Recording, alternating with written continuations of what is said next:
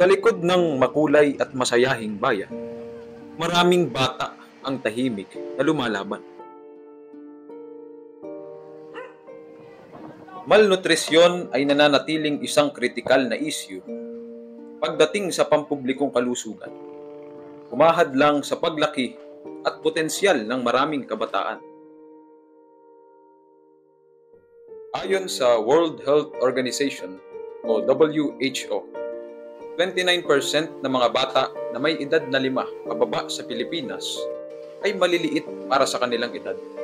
Ibig sabihin, ang mga batang ito ay kabilang sa malnutrisyon.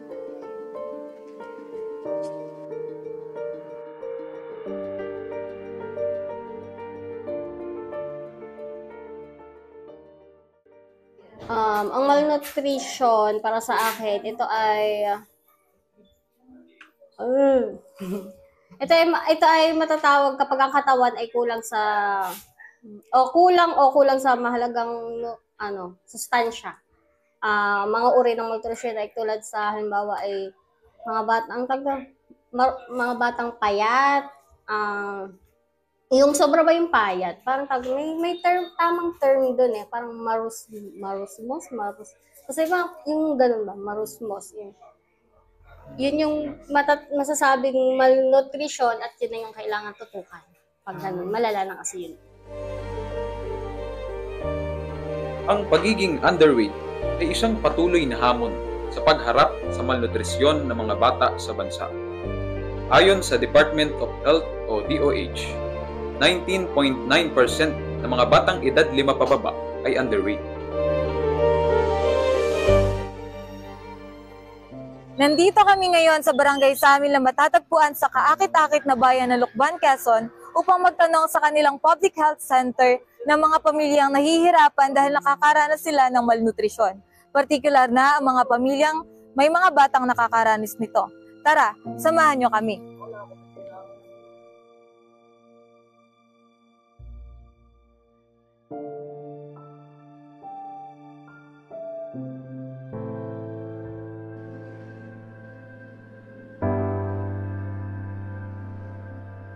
Sa tingin niyo po, ano po kaya yung mga nagiging factors sa pagiging malnutrition po ng isang bata? Sa panahon na rin, then sa paligid na rin nila. Kung napapansin niyo, yung paligid dito ay hindi naman katulad ng ating bayan na siya ay maraming concretes. Dito sa atin ay hindi. Tayo ay mostly putik yung lalakaran nila. Siyempre, marami silang makuha bakterya doon.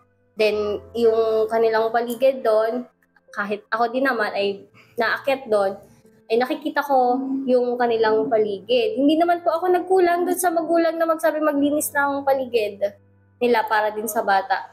Then,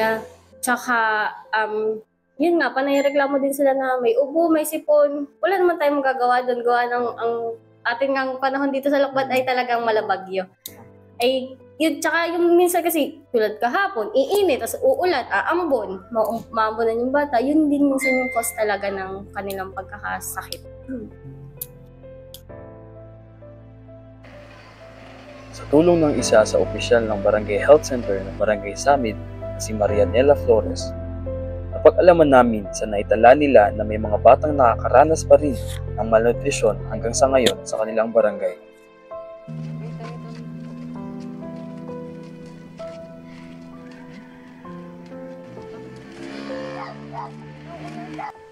Kung inyong makikita dun sa may kabilang banda, doon tayo pupunta, doon natin makikita ang batang si Annalisa na isa sa mga batang nakakaranas ng malnutrisyon.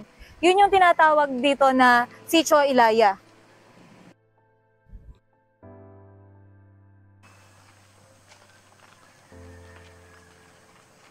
Gandang araw po. Dito po ba ang daan papuntang Sitio Ilaya? Ilaya na po yan. Ay, dito na po yung salamat po.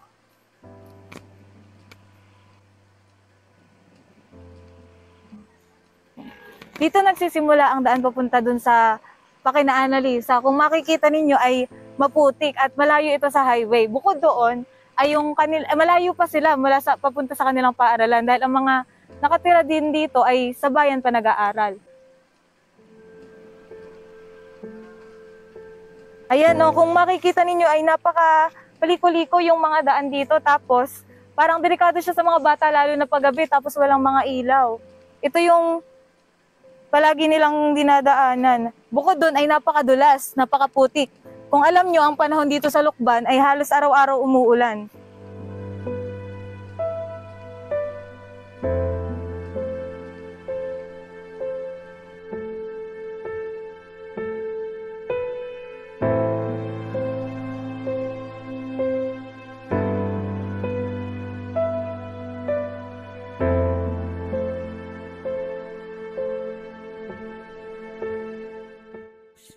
Matapos ang ilang minutong paglalakad mula sa Barangay Health Center ng Samil, ay nakarating kami sa isang liblib na lugar kung saan nakatira ang pamilya na kabilang sa listahan ng mga batang malnourished. Simpleng kamusta. So, kamusta po kayo? Ito po, problemado. Kasi yung aking anak ay may sakit. Ito ay may heart disease eh. Tapos nagkaroon siya ng ngayon sa baga. Patikin niyo po kaya sa doktor. Ay, hindi pa po. Ngayon pa lang. Kasi nagpunta kami kahapon sa Memorial, hindi kami tinanggap. Kasi gano'n siya ay may ubo, masakit at lalong munat, may sakit. Hindi kami tinanggap. Ngayon lang kami lalapit kay Dr. Anyola. Para siya na-check. Kamusta po kaya yung yung pang-araw-araw niyo pong buhay? Ay, nahirap din po. Kasi madalang ang trabaho. Na puro utang-utang. Madalang ang trabaho ngayong January. Kasi gano'ng maulan at saka bihira ang trabaho. Sa tingin niyo po kaya na nagiging epekto po kaya ito ng pabago-bagong panahon po? Oo, malamig. Dala na din ang panahon. Kasi kami naman, normal naman kami. Hindi naman kami nagkakasakit. Siya lang ang nagkakaroon ng ano. Itong bunso ko naman, yun lang, ubo nga lang, hindi. Ubo lang, pero okay lang naman. Ito lang ang ano. Ito ng ano. Mamaya. Hindi naman, ano naman po, pag po kaya nalamig, may po kaya. Pag nagkakalamig, mahina ang resistensya niya. Madali siyang kapitin ng ubo. Yun lang. Eh, paano po pag nagkasakit po siya, hindi naman po nadadamag po yun? Hindi naman, yung katawan lang talaga. Yung katawan niya. Kasi pag nasa school siya, yun na hindi man nagkakain. Hindi na ng tubig. Yun ang pinaproblema ko. Kasi kaya lalo siya namayat. Namayat siya ng ano. Anak, dito ka umatap. Dini. Hello. Kaya yun. Kaya dito, nasa loob lang ng bahay. Hindi makapaglaro. Bihira lang makalabas. Dahil din po sa panahon Oo, po. kasi nung Araw. masakit sa dibdib at nalaman ko nga ganun nga. Nagkaroon pa siya ng ano sa baga. Yang, kamusta naman po si yung mister niyo po?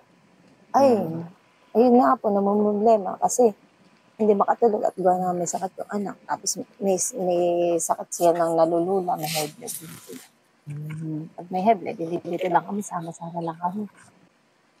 Di po siya nakakapagtrabaho ngayon. Oo, pagka may high blood siya, hindi siya makatrabaho. Pero ngayon, hindi nga siya makatrabaho kasi madalang ang gawa sa bundok. Madalang kasi... po nung nga po pala na ulan nga po. Madalang kasi pa extra lang siya. Dati meron siyang trabaho na permanente kaso umalis siya. Matagal po yung ano niya eh. Umalis siya gawa ng hindi nataas ang saldo. Tapos yung bagang manalilit ang saldo. Kaya yun. Sa tingin niyo po kaya nakaka-apekto po yung klima po natin ngayon sa trabaho po niyo? Bakit? Hindi po, kahit talaga ngayon, January po talaga na ang trabaho. Yung ano lang po talaga. Yung Ngayong panahon na ito, madalang po talaga. Pero maglalakas ang trabaho siguro mga February, March. ano po bang trabaho na po ni Mr.? Yung baga nangungupahan lang, yung sa paghahalaman. Yung siya'y upahan na namumuti ng pipino, nagagamas, sari-sari nagtatanim ng kamote. Kaya naman iupahan lang. Para kung labor po. Oo, yun. Yung mga labor na. Sa tingin niyo po, ano po kaya yung mga nagiging challenge po para po ma-provide po sa kay Annalyn po yung healthcare po na kailangan po niya? Minsan po ay nahingi ako ng konting tulong sa DSWD para maano yung kanyang maintenance. Kaso hindi ko naman po magawan talaga ng bagay na ibibigay sa kanya, ibibigay siya ng masustansyang pagkain, tulad ng prutas. Kasi kulang na kami sa kamunera. Kasi sa pambili nga ng bigas, hirap din kami. Kailangan kasi niya kumain ng prutas, yung kompleto siya sa pagkain, sa gulay, sa masustansyang pagkain. Hindi ko mamibili kasi nasa ulam lang namin. Pero gulay. Yun lang kasi kailangan daw niya kasi ma-provide din sa masustansyang pagkain. Hindi ko naman ma-provide din. Talagang pang-maintenance na. Kahit po paano is nagkakaroon po siya ng gulay. Nakakain po siya ng gulay lalo pa. Pinipilit ko nga po. Dito lang sa bahay, pero sa school, hindi niya magawa minsan. Pag-pray lang din talaga ako kay Lord na bibigyan siya ng mas malakas na pangakatawan. Kasi talagang masakit sa magulang na makita mo sa kapatid. Nailapit niyo na po siya sa munisipyo po. Habang nakikipagpanayam kami tungkol kay Annaliza, ay hindi mapigilang maitago ang lungkot ng darama ng kanyang ina sa kondisyon niya. Nagtungo ulit ang aming grupo sa Barangay Health Center ng Samil upang monitor ang timbang at taas ng bata. Tulong naman ng isa sa Barangay Nutrition Scholar ng Barangay Samil ay napag-alaman namin na kulang pa rin sa taas ang bata. Base pa rin sa pisikal na kondisyon, ay kakaunti pa rin ang pagbabago mula noong nakaraang taon.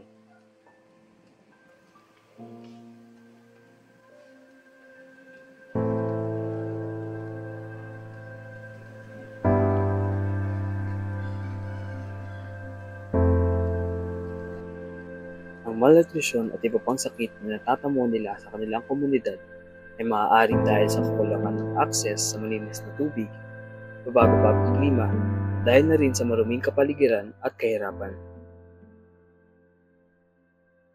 Nagiging cause po ba yung climate change sa nutrition po ng isang bata? Oo naman, affected naman talaga na gawa ng lalo na yung batang pangalan nakalimutan ko na. Annalyn. Ay yun siya ay lagi ko siyang dito, suki ko na siya dito. Suki ko na siya dito, din tinatanong ko din. Laging reklamo nga ay yung ganung senaryo nga sa kanila. Yun. Oh. Ang pagbabaha sa kanilang lugar ay naging malaking pangamba rin sa kanilang kalusugan dahil makikita natin na ang ibang mga tagong lugar ay pinagtitirhan na ng mga lamok na maaari magdala ng sakit sa kanilang pamilya, lalo na sa dalawang bata na nakakaranas ng malnutrisyon.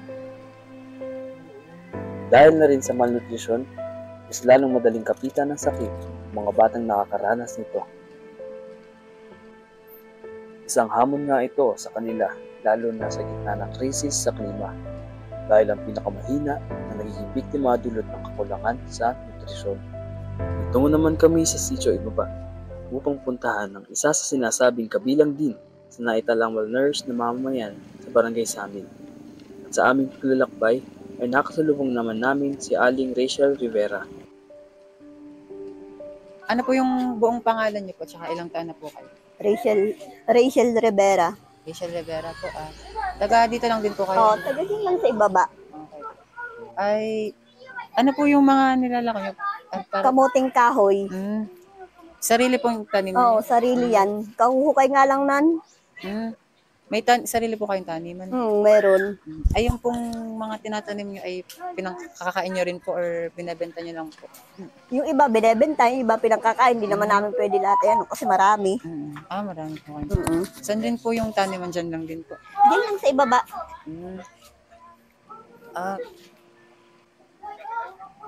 Bali po, yung mga kinakain niyo po ba ay sarili pong tanim niyo or nabili din naman kami kasi hindi naman lahat ay nakukuha doon sa tanim namin. Pero sapat naman po yung mga okay naman, sapat naman. Kayo po ba ay may pamilya? Meron. Ang mga anak niyo po? Nasa bahay. Ilan po sila? 4, puro lalaki. Pumapasok po sila. Oo. Yung dalawa ko, daycare. Yung isa ko, elementary. Yung pinakamaliit, yun. Sa tingin niyo po ay yung dito sa... Kumusta naman po ba yung apat? Oo, apat. Okay naman sila. Oo. Sa tingin niyo po ay sa anong paraan po nakakaapekto yung gantong panahon sa Lukban sa pang-araw-araw niyo pong buhay? Halimbawa po ay kahit po sa pagkuha po ng mga paninda, ganyan, o kaya sa mga kalusugan po ng mga anak niyo. Yung pag biglang uulan, tapos biglang iinit, yun, doon nagkakasakit yung mga bata ko. Kasi hindi talaga sila sanay sa ulan sa lamig Dahil sa Lucena, laging mainit ang panahon. Nakakaapekto rin po sa pag-aaral. Kasi minsan hindi ko mapapasok.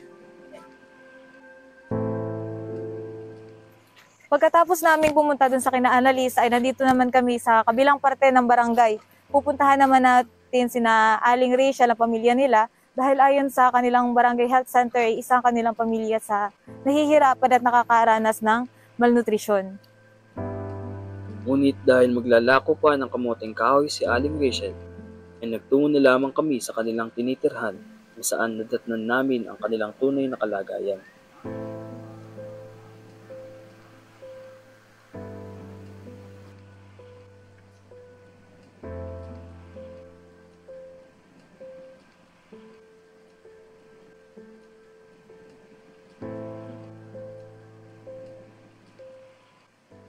Kayo po ay si... Ako po ay si Lourdes Miranda Rivera.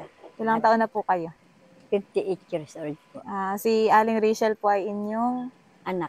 Ayan po. Ano po kaya ang kalagayan po ng ninyo pong pamilya sa kalusugan po? Maayos naman po ang kanilang ano. Ang pinagkukunan po ng pagkain? Hanap buhay po ng asawa. Ano po ang hanap buhay po kaya? Dito po sa farmers sa magsasaka. Pag may nagpapatrabaho sa kanya. Si Aling Rachel po ay nagkakalakal. Sa Lucena. Tapos dito sa bahay. Sa Lucena rin po.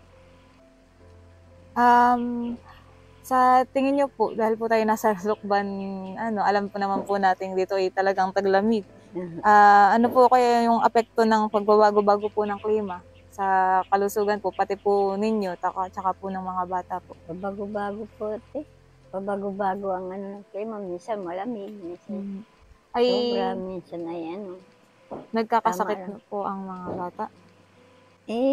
Sinat-sinat lang po. Ganun. Hindi naman po yung mga pabalik-balik na lagnat? Hindi naman po. Simula nung ito'y makakumpine sa Lucena. Ilang taon na po ba ang bata? Magdadalawa po yan. Ito pong isa? Mag-aapat. Ay, yung po kayang Isa ay maglilima. yung po kaya nilang timbang po at saka po taas po ay normal lang daw po ba? Normal lang daw po. Normal lang. Namomonitor naman po ng Oo. Pinupunta naman po rito. Nung minsan nga po ay galing dito. Sa tubig po, yung mga pangligo po, pang araw-araw, panghugas ng mga plato? Doon po kami nasalok, nawasa. Opo. Pati sa inuming tubig po? Opo, inumin at panghugas. Okay naman po. Lamig nga. Hindi po kaya namumroblema sa mga pagkakainin po sa pang araw-araw pong buhay? Hindi naman po. Ayos lang naman. Sige po. Naging hamon sa amin ang pakikipagpanayam sa ibang pamilyang kabilang sa nakakaranas ng malnutrisyon. Dahil batay sa aming naging obserbasyon, taliwas ang kanilang mga sinasabi patungkol sa kalagayan o estado ng kanilang kalusugan. At para makumpirma ng aming grupo kung ano ang tunay nilang kalagayan, ay nagtungo uli kami sa Barangay Health Center ng Samid para humingi ng impormasyon at kasalukuyang monitor ng mga mamamayan sa kanilang komunidad pagdating sa kanilang kalusugan.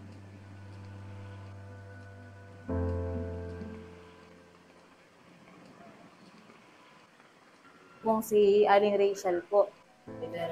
Ayun na nga yun, yung may batang ano. Apo, ay di nagtanong na po kami sa kanila. Tapos yung kina Aling Rachel po ay nakasalubong po namin dyan. Tapos parang medyo hindi po kasi kami satisfied sa kanyang mga naisagot. Di nagtanong pa po kami sa kanilang bahay mismo. Yung sa nanay naman po ni Aling Rachel. Kailangan lang po namin ng confirmation tungkol po dun sa nutrisyon ng dalawang bata kasi batay po ba sa kanilang sinagot ay parang tinatanong ang mga halimbawa po ng aming mga tanong ay kung lagay po ng bata sa kalusugan, sinasabi po kina Aling Rachel po, ang sinasabi po nila ay okay naman daw po, tapos ay sa pinagkukunan pang araw-araw ay basta po, sinasabi po nila ay okay Positive lang. lahat. Opo, ganyan. Ay kailangan po kasi namin ng, batay po kasi sa aming na-obserbahan ay parang hindi naman po talaga ayos. Siyempre, bilang sa magulang nga naman po, ay mahirap naman po talagang sabihin na hindi nakakasuporta ng maayos. Tapos ay yung tinatanong po namin kung may problema sa pang araw-araw na pagkain, ganyan. Lahat po ng sinasagot po nila ay meron, okay lang daw po. Pero yung mga bata po kanina, dinatnan po namin sila ay mga hindi po wala pong salwal, lahat putikin po, ganyan. Tapos ay may gatas po sila pero yung gatas po yung pong nahulog pero hindi po hinuhugasan, ganyan po. Kailangan po namin makonfirma kung yung dalawang bata po bang yun ay kasama sa mga masasabi nating malnourished. Hindi siya dalawa, tatlo siya.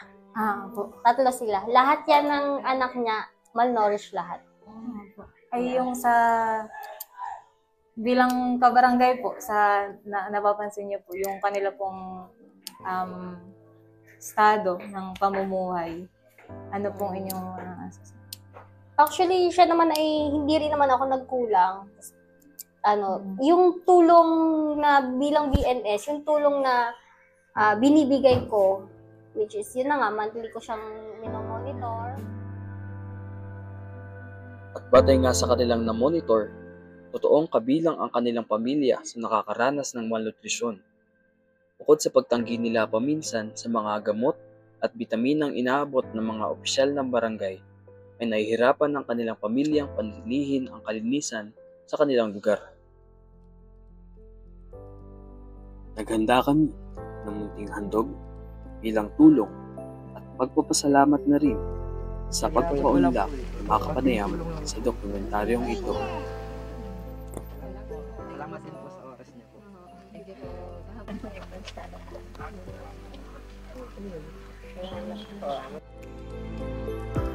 Sa pagtatapos ng ating paglalakbay, malinaw na ang climate change ay hindi lamang issue sa ating kalikasan, kundi malaking banta sa kalusugan ng ating mga kabataan. Ang pagbabago ng klima ay tumutukoy sa pagtaas ng temperatura, pagbabago ng pattern ng pag-ulan, at nagiging sanhi sa maraming sakuna na nagdudulot ng kakulangan sa pagkain at masamang nutrisyon. Ang mga malnourished na bata ay lalong marupok at mas lalong mahina dahil sa pabago-bagong panahon. Ang kanilang paglaki ng pisikal at cognitive development ay nahadlangan dahil sa hindi matugunan na mga pangangailangan sa kanilang nutrisyon. Ngunit sa kabila ng mga hamon ito, posible ang mga pagkilos sa pamamagitan ng sama-samang aksyon ng pamahalaan ng ating pribadong sektor at ng mga komunidad. Maaari tayong gumawa ng hakbang upang maitaguyod at malabanan ng malnutrisyon at ang maitaguyod ang kalusugan ng ating mga kabataan. Sa pagtatapos ng dokumentaryong ito, naway magbigay inspirasyon ito para sa ating lahat upang kumilos, magtulungan at magbuo ng mas malusog na hinaharap para sa ating mga kabataan at para sa mga susunod na henerasyon. Nawa ay mapunan ang bawat kumakalam na tiyan ng bawat kabataang nangangailangan sa ating lipunan. Mahina at walang magagawa. Tingin sa kanila ay kaawa-awa, ngunit kung sila ay unawain, di nila ginustong maging sakitin.